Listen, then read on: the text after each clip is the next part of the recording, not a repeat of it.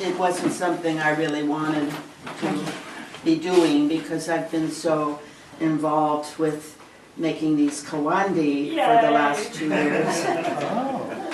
But my friend here, Carlos Greaves, who has for many years been a strong supporter of all of my artwork, had a piece of mine.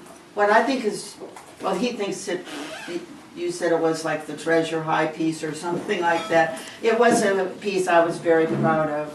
And he had it hanging in the foyer by his office on Welch Road in Palo Alto. Not a neighborhood that attracts a lot of homeless, cold people.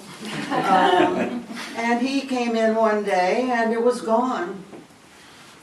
So Roderick here helped me. We went online immediately and filed it as being a stolen quilt. There's even a website, you know, that's called stolenquilts.com. And I had pictures of it, but of course, who knows where it is now.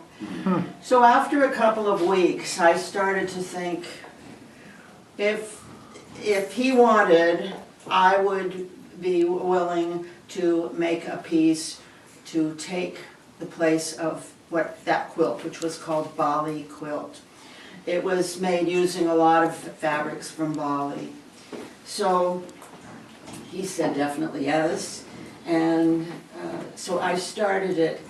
It was perhaps one of the most difficult things I've ever done because I had to leave this world, the Kawandi world, that I'm so immersed in, and the struggle of going into something so disciplined, because with a quilt like this, you know exactly how it's going to look before you sew anything together.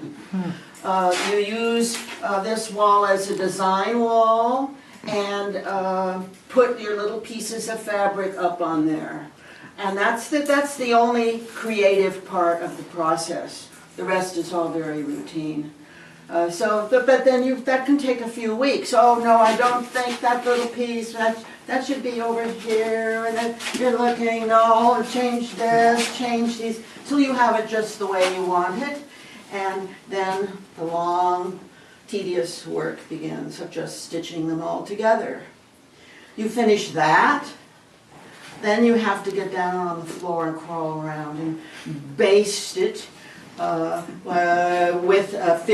a filling, onto a bottom. You have to baste that all by hand. Then you're ready to start the slowest, longest process, which is sewing those layers together by hand. I wouldn't use a long arm quilter machine. I like doing by hand. So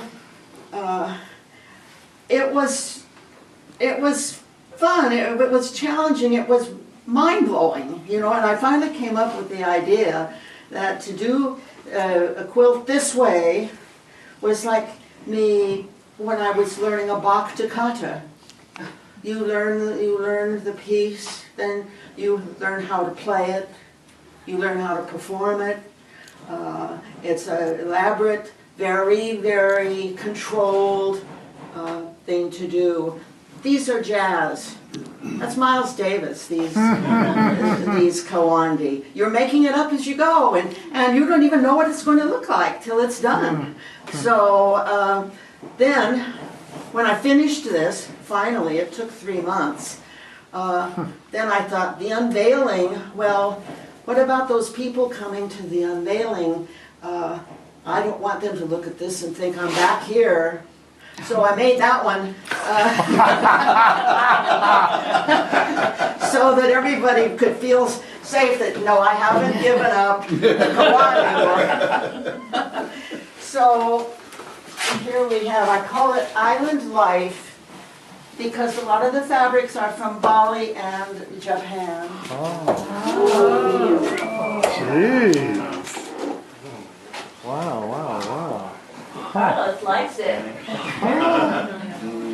Carlos, this is the first time you saw it. Yeah? Is it? Huh. Unbelievable. Beautiful. Woo. Oh my God. Oh. Bravo. Bravo.